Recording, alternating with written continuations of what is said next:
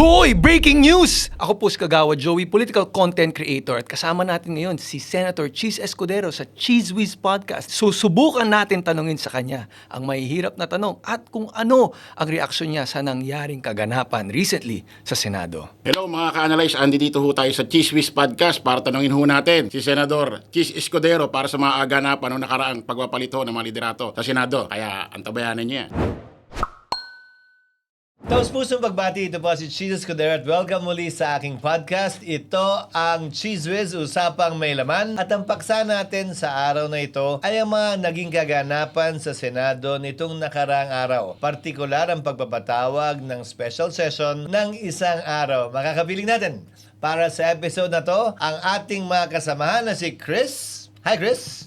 At gayon din si Kagawad. Tinatanong ko siya kanina kung naging Kagawad ba siya o hindi. Hindi naman daw eh. At si Kagawad. Magandang araw sa inyo. Welcome sa aming podcast na Cheese Whiz. Naparan niyo ba yung nangyari sa Senado nitong mga nakaraang araw, Chris? Nga, Senator. Unahan ko na, Senator ha. O naman. Ano po bang nangyari nung June 17? Mamalay ko. Hindi ko na.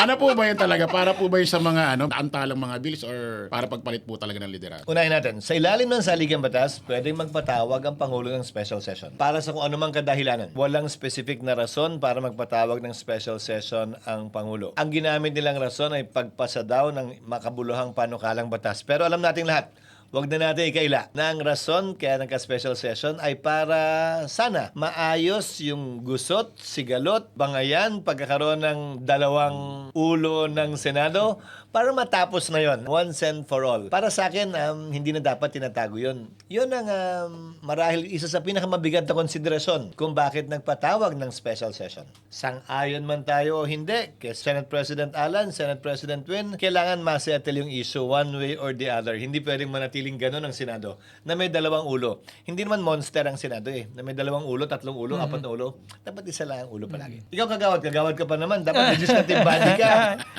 Ha? Hindi, ano lang yun. Sa Kagawad lover boy lang yun. Pero agree ako. I personally agree na dapat nagkaroon ng session. Pero for you, kinailangan ba talaga ng special session para ayusin yung gusot sa Senado? Oo, dahil sa July 6 magsisimula na ang impeachment trial na mismo ni Vice President Sara Duterte. Yan ay naset na sa calendar bago pa man itong kaguluhang ito. Ang pinakahuling gusto nating makita, pag nagta-trial ang Senado, may dalawang upo sa taas at magsasabing, ako ang ganyan, ako ang ganyan. Parang ang sama. Sa dami ng kaguluhan sa Pilipinas, wag na nating dagdagan pa. Sa bigat ng pagkakahiwalay ng bansa natin sa impeachment trial ni Vice President Duterte, halos kalahati pabor, kalahati tutol dyan. Dadagdagan pa ba natin ang away at sigalot sa loob? So, importante para sa akin na ma-settle yung isyong yon bago pa man magsimula ang trial ni Vice President Sara. Para klaro na rin yung magiging resulta kung sakasakali man nung paglilitis na yon. At walang duda, kaugnay sa magiging epekto nun. Senator, nung nakaraan kasi, nung June 3, yung session niya. Ngayon ito kasi sila, Senador Alan Peter Cayetano, nag-file ho kasi sila sa Supreme Court para mapawalang bisa yung session ng June 3. Nagre-request sila yung mga pwesto nila maibalik. Ano po masasabi niyo? Well, sang-ayon ako dun sa hakbang na yon. In fact, isa ako sa mga unang nagpanukala no, na imbis na magbangayan sa Facebook, imbis na mag-away sa Senado, imbis na magkagulo ang Senado, na umakyat na ang isa sa Korte Suprema para idulog ito. Yung kasong pinagbasihan nila Senator Gatchalian noong June 3, Avellino versus Cuenco. Pangalan nyo ng mga senador. Dinemanda ni Avellino, Senator Avellino, si Senator Cuenco. Dahil nga sa hindi nila pagkakasundo sa quorum. Sabi ko nga, sa podcast ko din, makalipas nun, sana may mag-akyat na lang sa Korte Suprema nito. Cayetano versus Gatchalian o Gatchalian versus Cayetano para ma-settle na tong isyong to once and for all. Pero yung issue yun sa palagay ko ay naging moot na. Moot na dahil nung special session, nagkaroon na ng 13. At may 13 na para ihalal ng formal ang Senate President at gayon din yung iba't ibang mga chairman ng iba't ibang komite. Ulitin ko, sang-ayon man tayo o hindi, pabor man tayo o hindi, pag nagkabotohan, sa demokrasya, ginagalang natin yung boto ng mas nakararami. Inaasahan ko na magiging pasya ng Korte Suprema dyan kung sakasakali ay konting paliwanag tungkol sa Avellino. Applicable pa ba siya o hindi? Bagaman nagbago na yung saligang batas. Dahil yung Avellino, 1935 Constitution pinagpasahan yon. 87 na tayo. So, konting paliwanag tungkol doon. Pero sa dulo, dahil nga tapos na, nagkaroon na ng botohan ng may 13, moot and academic na rin siguro yung magiging pasya o direksyon ng pasya ng Korte Suprema. Bagaman ayokong pangunahan yung kanilang magiging. Senator, ito, interesado lang ako sa tanong na to. Yung araw po kasi na nagpatawag ng, una kasi yan, sabi ni Mike Defensor, Blue Ribbon Committee hearing. Then nung dumating na yung araw na yun, sinabi na nila, hindi official ito. Yung araw po kasi nung nangyari yun, itong kampo nila, Senator Alan Peter Cayetano, nag-file na nga sa Supreme Court na nilalaman ng petisyon is ibalik sila sa dating pwesto nila. So ibig sabihin, naniniwala sila na wala na rin sila sa pwesto. Kaya siguro ba hindi na sila nagpunta doon sa presko ni Mike Defensor kasi pag nagpunta pa sila doon, nag-session pa sila doon, is foul, pwede silang masampa ng kaso. Posibleng paglabag yon sa Article 177 ng Revised Penal Code, which is usurpation. Pero sa pagitan siguro nila yon kasi parang sumama din yata ng konti yung loob ni Congressman Mike Defensor, hindi ba? Na hindi siya sinipot. Dahil sila daw ang patawag, di ba? Inimbitahan lang naman daw sila, nagpunta lang naman daw sila eh. So hindi ko alam. Sa pagitan nilang dalawa yun. Pero tama ka, parang pag-amin na rin yung lumalabas na wala na nga, kaya nga kinakailangan ng umakyat at dumulog sa Korte Suprema. Pero tama yon. Mas gusto kong Korte Suprema magdesisyon kesa naman mag-away tayo sa Facebook, kanya-kanyang Facebook live tayo, di ba? Itatingin ka, itatingin mo. Doon na magsasagutan. Hindi matatapos yon. Pareho silang tama palagi, walang mali. So at least ito, merong arbiter, may referee na siyang magsasabi, tama ka sa bandang to, tama ka din naman sa bandang to, sa dulo, ganito dapat yan. Sen, alam mo yung kumakalat ngayon na usapin ng malita. No, no, bago ka lumipat sa SB 11 plus 2, wala ka sa malita. Ngayon, Sen, nasa malita ka na.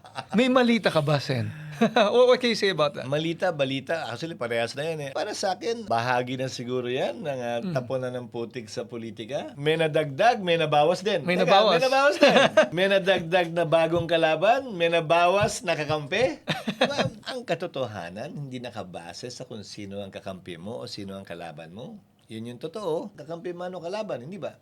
At kung hindi tayo sang-ayon sa ginawa ng mga nagdaang liderato ng Senado, halimbawa, kaugnay sa paggamit niyan sa mga kalaban nila, hindi rin dapat gawin yan ng kabilang panig. Dahil hindi yan nakakadagdag sa katotohanan, hindi yan nakakadagdag sa pagpapaliwanag ng issue, hindi yan nakakatulong kaugnay sa pagbibigay linaw sa kinakaharap ng ating bansa ngayon, kaugnay sa korupsyon. To answer you directly, Gawad, hindi na ako nagulat, pero tahasan kong sasabihin, hindi totoo yan. Dahil magkagalit kami ni congressman ko sa mahabang panahon at marami nakakaalam niyan. At imposibleng mangyari yan. Maliban doon, mali din yung address nila eh. Hindi ko na i-correct address para sabihin tama yung address ko, pero mali din yung address nila. Napanood nyo ba yung Senator, yung actual mismo nung press ko ni Mike Defensor? Yung nagsalita yung mismong isa sa mga 18 ex-marine nung sinabi yung pangalan niya. Hindi kasi... Sa mga post-post na lang. Yung algorithm ko nga, wala na sa ganyan eh. Kaya pa ang buhay ko eh. hindi ako nagpapa-apekto sa ganyan. Kasi masistress ka lang, di ba? Pag may nagsusumbong, hayaan nyo na yan, okay na yan. Hindi naman totoo eh. So hindi ko siya napanood. Actually, Senator, sobrang nakakapagduda kasi yung isang 18 ex-marine na nagsabi ng pangalan nyo. Kasi yung mga lumang 18 ex-marine nakapagpasa na ng affidavit. Wala yung pangalan nyo ron. So kung ang magsasabi ng pangalan nyo, yung dating mga 18 ex-marine na wala naman yung pangalan sa dating affidavit, so kaduda-duda. So ibig sabihin pala nangyari ganito, Senator. New 18 ex-marine, new damay. Ganun. 18 Marites. Hindi lang, sumempo din kasi nung pagkaka-appear ko nung June 3 para nga makapagpatuloy na ng trabaho ng Senado. Pero bahagi na nga siguro yun ang ingay sa politika ngayon. Bahagi yun ang pagtatapunan ng putik na magkabilang panig. Pero importante at sa dulo, ano ba yun totoo? At makakapagpabago ba yun sa posisyon ko at desisyon ko? Hindi rin naman. Bakit sa presscon? Kung talagang may rason, edi maghain ng affidavit, maghain ng reklamo para masagot, para mapawalang bisa o masabing walang katotohanan yan, bakit puro presscon na walang pananagutan? Kaya nga naliligo sila ng kaso eh. Ayoko nang dumagdag dun sa paligo ng kasong yon kasi You don't plan to file cyber libel cases? di mag-a-attend din ako nun. Hindi lang naman siya mag-a-attend nun, pati ako eh. Sa totoo lang, anything that is not true that should not bother you. Yun ang prinsipyo ko at paniniwala ko. Kaya sa kada magsasabi, sa tagal ko sa politika, lahat na nagsabi ng kasinungalingan laban sa akin, didemanda ko. Ang dami ko sigurong kasong ina-attend na ngayon. Sinimulan nilang sinabihan akong babaero, bilang sinabi akong bakla, sinabihan ako ng adik, sinabihan ako ng lasenggo, lahat naman na binato sa akin eh. Hayaan nyo lang, magsasawa din yan kasi pag hindi naman totoo, mamamatay na lang na mag-isa yan eh. Hindi yung nagsabi yung kwento. Now, that you just answered na settled na ang issue sa SP. Do you believe na moot na ang petition sa Supreme Court. Yes, pero syempre, manipis na mayorya ito. 13, di ba? Yung kabila, ang naiiwan ay 10 o 10. Zero-sum game to. Ibig sabihin, pag may lumipat ding Tatlo kailangan lumipat para mabago yung mayorya, di ba? Shaky pa din yung pagiging mayorya. Ang komportable numero palagi, 18, 16 na mayorya. Yun, masasabi mo na medyo stable yung mayorya yun. Sa ngayon, siyempre, ang kailangan gawin nila Senator Gatchalian, ni SP Gatchalian, maghikayat na iba pang mga miyembro na sumapi sa mayorya para maging mas stable yung majority niya. So, do we expect more FB lives? Parang hindi na. Nung special session nga, alam mo ako siguro naka-attend ako ng 9 na taon na ako sa Kongreso, 15 taon na ako sa Senado. Siguro ko nakaka-2 o 3 special session pala ako ina-attendan. Ganon ka-special yon. Kaya nga special eh. Hindi madalas, bihira. Isa to sa konting special session na in-attendan ko. At sa palagay ko nga, maliban sa pagtalakay ng mga makabuluhang panukalang batas, ang pinakamahalagang na-settle doon ay yung leadership issue at liderato sa Senado. Dahil si Senator Cayetano, maliban sa nag-file siya sa Korte Suprema, tinanggap din naman niya na may 13 na, trabaho na tayo. So, malaking bagay yan para sa akin. Para sa Senado, sa empleyado ng Senado, at para din sa institusyon. Kayo, anong kina-special ng special session? Ikaw muna, Chris. Para sa akin, para mag-convene na nga yung Senado, magdiretso na, makapagpasa na ng mga bills. At maayos na ngayon siguro. Huwag natin i-deny na isa yun sa mga pangunahing rason kung ba't pinatawag yung special session para makita na may boto nga ba, wala. May 13 ba, wala. Magkaroon na rin ng opisyal na mga liderato. Kasi baka mamaya, 2 pipirma sa cheque ng sweldo ng empleyado. Di ba ang gulo-gulo nun? Dapat matapos na rin yun eh. Nagkaroon pa nga senator na may ino-offer yata si Senador Alan Peter Cayetano na 2 na silang pipirman. Kahit walang official na signatory. Parang magulo nga yun, di ba? Baka ma-delay pa yung sweldo ng empleyado. Kawawa naman. Baka may nangailangan. So at least ito nga, na-settle yung issue yun. Hindi lamang dahil nagkaroon ng 13, dahil tinanggap na rin ni Senate President Cayetano na dahil nga may 13 na, di ba? Nagpalabas siya ng pahayag na tinatanggap niya yung bagong liderato na rin. Gayon din yung mga kasamahan niya ngayon. Para sa akin, Senator, para maging official na talaga. Kasi yung mga napapanood na napapakinggan natin sa mainstream media, lumalabas talagang hindi na umiiral si Senador Alan Peter Cayetano sa Senate. Kasi pati yung mga payroll ng mga empleyado, kinikilala ng signature ng Land Bank, yung signature na ni Senator Richard Gatchalian. At saka hindi po pwedeng pumayag si Senator Gatchalian na, sige, 2 tayo. Parang malabo yun. Baka yung Land Bank ang hindi pumayag. Masyado, joint account. Baka maging double pay pa yun. Dalawa pumirma. Ako, personally for me, talagang kinakailangan siya kasi ang daming bills ang daming mga bills na nagawa nyo at nagawa nung Kongreso, lalo-lalo na yung sa barangay health workers na bills at saka yung mga generals na nabinbin. Sayang naman. Actually, yun ang kawawa. Alam mo yung mga general, isang bagay pa yan. Isang malaking bagay din yan sa special session. Natalakay yun dahil kung hindi, magbo-birthday na lang sila ni hindi nila mahahawakan yung ranggong dinedeserve nila. Bago man lang sila mag-retire. Importante yun kasi kung hindi nila mahawakan ng formal yung rango ng opisinang ino-occupy na nila, yung retirement nila hindi nakabase dun sa ranggong yun. So malaking bagay para sa kanila yun. Bagaman 4, 5 yata sila, dapat din gawin ng Kongreso yun, ng Commission on Appointments, dahil trabaho namin yun. At nagkataon lang naapektuhan sila dahil nga sa sigalot at away, kaya na-delay, nabinbin eh.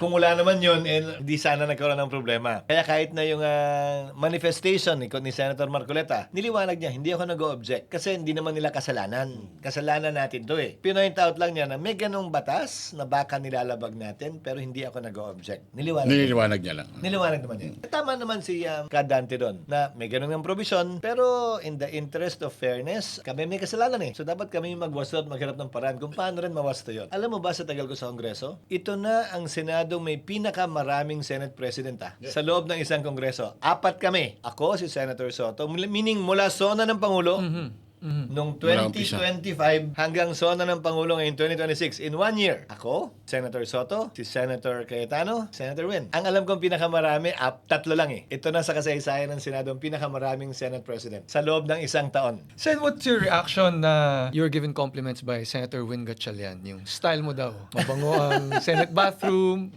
malinis ang garden. Do you take it as a compliment or I take it as a compliment and I thank him that somebody like like him appreciates the small things dahil isa lang naman yun sa maliliit na bagay. Ang turo kasi sa akin ng marami kong mga kaibigang negosyante, pag may restaurant ka, ang pinaka-importanteng kwarto ng restaurant mo yung banyo. Pupuntahan ka, babalikan ka base sa banyo. Ngayon, tinuring kong parang ganon yung Senado. Tahanan namin yun, pinupuntahan niya na napakaraming bisita. So dapat, isa sa unang-una sigasuin mo na maayos, malinis yung banyo para balik-balikan ka. Napakasimpleng bagay nun actually pero napapabayaan na palagi. Pangalawa, siguro nagmana lang sa akin si Senate President Gatchalian. Pareho kaming masinop. Pareho kaming OC sa mga maliliit na bagay. Dali ka nga, kung masinop ka sa maliit na bagay, mas magiging masinop ka sa malaking bagay. Senador, may lumalabas kasi sa social media at sa mainstream media. Ito si Senator Tito Sen. Tinalok daw sa inyo yung Senate President tempore. Tinanggihan niyo raw. Ano pong masabi niyo raw? Hindi siya nag-alok. Iba nag-alok. Isa sa mga miyembro ng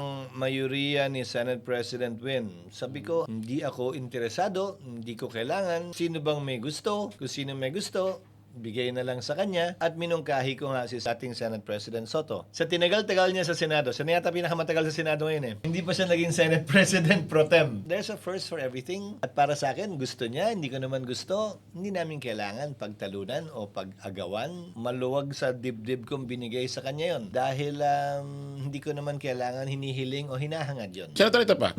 May lumalabas pa rin sa social media, mainstream media. Itong mga nangyayaring ito, palitan ng liderato, pati yung former na yung grupo, yung dating majority. Pero para sa inyo, may kinalaman din ba itong special session talaga sa impeachment trial ba talaga ni VP Sara to? Yung special session, wala akong nakikitang kaugnayan sa impeachment trial ni VP Sara. Bakit? Yung schedule ng pre-trial na naganap kahapon, yung pag-submit ng pre-trial brief na naganap ng Lunes, yung magiging trial na mismo pagdating ng July 6, lahat yan pinagkasundoan sa pagitan ni Senate President Cayetano at ni Senator Tito Soto bilang minority leader at that time, at ng lahat ng senador. Pumayag yon, pinag-usapan yon. So, walang binago doon. Yun pa din yon. Hindi na bago yon. So, wala akong inaasahang may kinalaman yun doon. At yung sigalot sa Senado, wala rin ako nakikitang kinalaman sa impeachment dahil yung mga kilala, sinasabi nila, sigurado acquittal na yan. Sigurado conviction na yan. Naghalo-halo eh. Di ba? Naganda halo-halo na eh. So, hindi mo masasabing galaw ito, pabor o kontra kay VP Sara. At saka, para sa akin, nasa interes ng Senado bilang isang institusyon. Nasa interes ng bansa natin bilang isang lahi na maging patas, parehas at kapanipaniwala ang pagdinig. Kung hindi, mas magdudulot ng away, bangayan at sigalot yan, imbis na sana masettle yung issue at magkaisa tayo, magkaiba man tayo ng pananaw. Pero Sen, may kumakalat din ngayon na you will be the presiding officer of the impeachment trial. A lot are saying that some want you, government trusts you, the majority trusts you. You have any thoughts on that? Are there any truth to that? Is there any truth to that? Wala pang ganun pa siya. Pagpapasa niya ng impeachment court pag nagsimula kami sa July 6. Kung ano man ang sinasabing yun, lahat yan puro haka-haka pa lamang. Pero siguro nanggagaling yan dito. 5 lamang ang abogado kasi sa Senado eh. Senate President Alan Cayetano, Senator Pia Cayetano, Senator Marcoleta, Senator Kiko Pangilinan, and me. 5 lang kaming abogado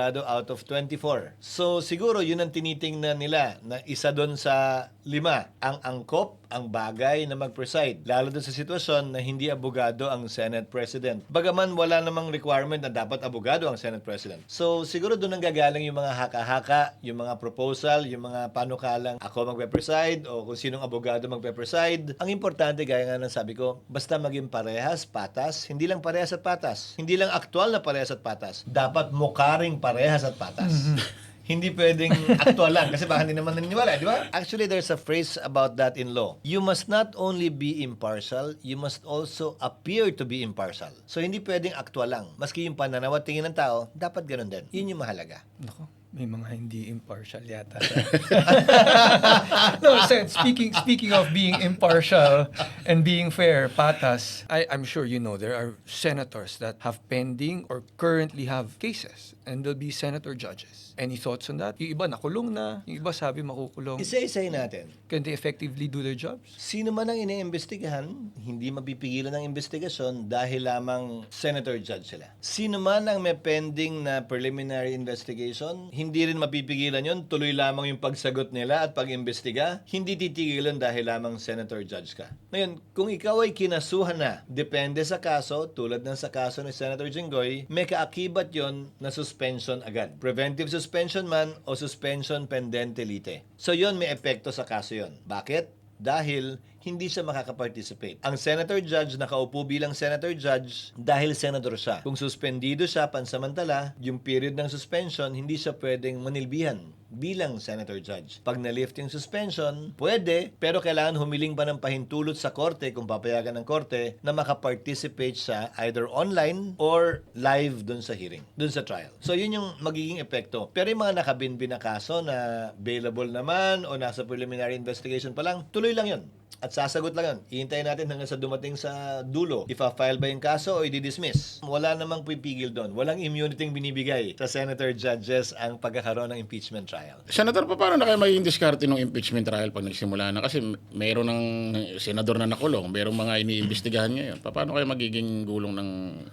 Personally, wala ako nakikitang may kinalaman yun doon dahil kung ano makikita ko sa testigo bilang senator judge, yun din yung mapapanood nyo eh. Kung ano yung ebidensyang makikita ko bilang senator judge dahil open to the public ito, yun din ang mapapanood ng ordinaryong mga kababayan at mamamayan natin. Hindi pwedeng ikubli o itago yon. At napakahirap magdesisyon ng klarong-klaro yung ebidensya tapos sa kabila ka? Parang ang hirap gawin nun. Parang hindi ko nakikitang ginagawa o gagawin yun ng sino man sa mga senator judges. Maliban na lang kung close fight ha. Maliban na lang kung parang sa basketball ba, 1 puntos lang ang lamangan. Yun, pwede mo bang sabing depende na sa pagkakakita mo. Pero kung klaro, mahihirapan kahit sinong senator judge. May kaso ba na wala? Kakampi man ng administrasyon o hindi? Kakampi man ni Vice President Sara o hindi? Mahihirapan silang pumosisyon taliwas dun sa sabay-sabay nating napanood at nakita kung sakasakali sa trial. Ito pa, Senator, yung nakarang naudlot na may nag-walkout yung dating minority na hindi sila pabor doon sa atin ng session yung nakakulong, magkakaroon ng botohan kahit nakakulong yung senador. Although wala pang botohan nangyayari ulit na gano'n, komportable ba kayo sa gano'n? Hindi ako sang-ayon sa walkout eh. Alam mo, sa tinagal-tagal ko sa Kongreso, hindi pa ako nag-walkout. Kasi nga, naniniwala ako, Congress is a deliberative body. Demokratikong institusyon yan na tinatapos lahat ng hindi pagkakaunawaan sa pamamagitan ng botohan. Hindi sa pamamagitan sa paglakad o sa pag-alis. Hindi ako sang-ayon doon. Kung talo ka sa boto, hindi rason yun para umalis. Magbotohan tayo, hayaan mo matalo ka, harapin mo yung pagkatalo mo sa boto, susunod na botohan naman. Diba, ganun naman dapat yun eh. Hiniling din yan sa mga nagdaang panahon eh. Nung ilan sa mga nag-walkout din, nung nakulong si Senator Laila de Lima. Eksakto, pareho. Magkakaibang sitwasyon lang. So ngayon, tinututulan nila, pero dumaan din naman yung panahon na gusto nila yon para sa kakampi nila, syempre, na maka-attend. So gusto nito naman ng kabila para sa kakampi nila na maka-attend. Hindi ko sila pinipintasan doon. Kaya lang, syempre, kung ano yung rule kay Juan, yun din dapat yung rule kay Pedro. Kung ano yung ginawa natin noon, para parehas, patas, at walang kinikilingan at walang pinapaboran. Which they did not allow before, Sen. They did not allow before because the court did not allow it. Ang pagkakaiba noon, hindi inamyendahan yung rules. So, nung naghain sila ng kaso sa Korte Suprema, sabi ng Korte Suprema, hindi pwede, bawal sa rules yun eh. So, ang ginawa ngayon, inamyendahan yung rules para payagan. Para kung umakyat man sa korte, pwede na. Kumbaga, learning from your mistakes in the past, Right, di ba? right. Gulang. Ang problema, nag-walkout nga, nawala ng quorum, hindi na napagbotahan. So, Sen, in the previous month, nagkaroon ng Senate Flix, nagkaroon ng kaguluhan sa Senado, and now the Senate- impeachment is Senate Flix happening. talaga.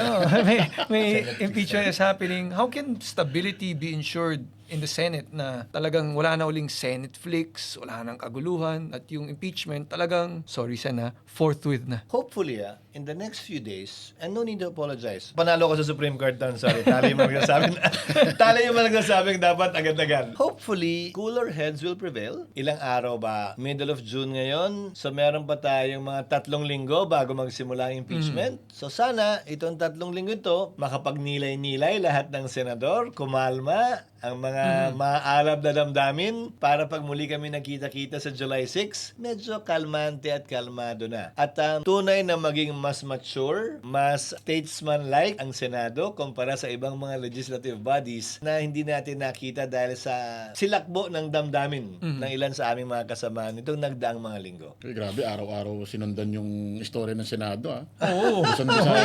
Luzon, Visayas, Mindanao. Walang Saka, trending eh. Dahil doon sa Senate Flix, parang napahinga si VP Sara Duterte. Parang nakapag-rest din siya sa issue, no? Palagi may ganap, di ba?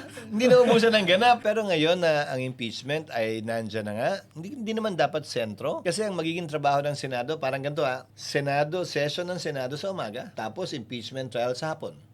Baka balik rin yun. Impeachment trial sa umaga, Senate session sa hapon. Huwebes, committee hearings. Kasi may trabaho pa rin kami labas sa impeachment eh. Hindi naman namin pwedeng itigil lahat. Committee hearing, pagpasa ng panukalang batas, pagdebate, pagsalita, pagimbestiga, dahil lamang may impeachment. Papapasukin namin sa schedule namin yan na habang nagtatrial, nagagawa pa rin namin, nagagampanan pa rin namin yung ibang trabaho naming dapat gampanan bilang mga halal at kinatawan ng bayan. Tama-tama, Senator. Anong masasabi niya ngayon sa mamamayan Pilipino mga naguguluhan ngayon sa Senado? Hindi ko ho kayo masisisi kung naguguluhan kayo kasi pati ako din minsan naguguluhan.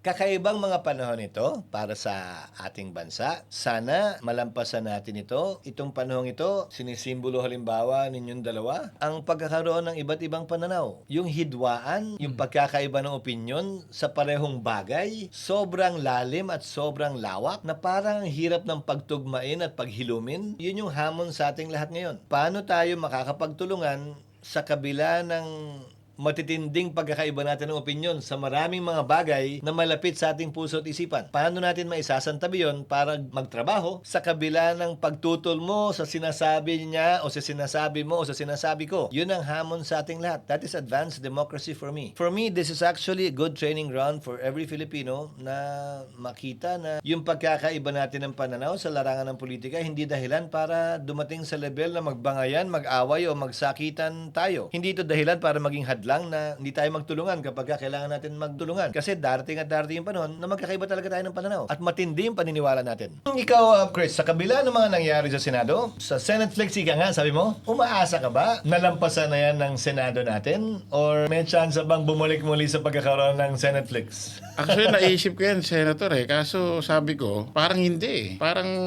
katulad yan, yung impeachment trial ni VP Sara Duterte, July 6 pa. Marami pa pang pwedeng mangyari eh. Meron kasing baka grupo na nananahimik lang, pero nagpapalakas pala. Pwede. Posible naman. Ha? So, hindi pa. Tingin ko hindi pa po. Tingin mo, may Senate Flex Part 2 pa. Meron pa. Baka Season 2. Baka umabot pa ng season 4 yan. Ikaw, Kagawan. Ako, honestly, Sen, I am hopeful. I am optimistic that the new leadership in the Senate gives stability to the country. Na tuloy-tuloy na ma-forthwith na impeachment, tuloy-tuloy na maging stable na yung takbo ng gobyerno natin because it does not benefit anybody, yung power struggle. And I really hope yung kung merong mga Senate Flicks, maging FB Live na lang. Para sa akin, siyempre hopeful ako na ang Senado maayos na. Yan ang bahay, tahanan na kinabibilangan ko. At sino ba naman ang may gusto na may sigalot, may gulo, may away at bangayan sa sarili at sa loob ng sarili mong tahanan? Iyakan, bangayan, sigawan, walkoutan, wala namang may gusto niyan. Sa tinagal-tagal ko sa Kongreso, sa totoo lang, hindi ito isa sa mga magagandang highlight, ika nga, ng paninilbihan ninuman sa Senado, sa Kongreso o sa Kamara. At ako'y nananalangin na sana tunay nga malampasan na ng Senado yan sa kabila ng ating pagkakaiba-iba ng pananaw, sa kabila ng mga matitinding paniniwalang pinangahawakan nating lahat kaugnay sa anumang kulay ng politika. Sana maisantabi natin yon kapag may trabaho tayong kailangan gawin at kapag kailangan natin magtulungan para sa ating bansa at sa mga kababayang nangangailangan, lalo na kung may mga sakuna at kalamidad na tumatama sa atin. Sa muli, ito po ang Cheese Whiz, usapang may laman at sana po nagkaroon kayo ng karagdagang kaalaman kaugnay sa mga nangyari ngayong mga nakaraang araw sa Senado. At maraming salamat sa aking mga nakasama, Thank si you. Chris sa Thank you. Sigagawad. Thank you, Sen. Salamat sa inyong mga opinyon, sa dagdag kaalaman at hanggang sa muli po, sa muling pagbabalik ng Cheese Whiz, usapang may laman.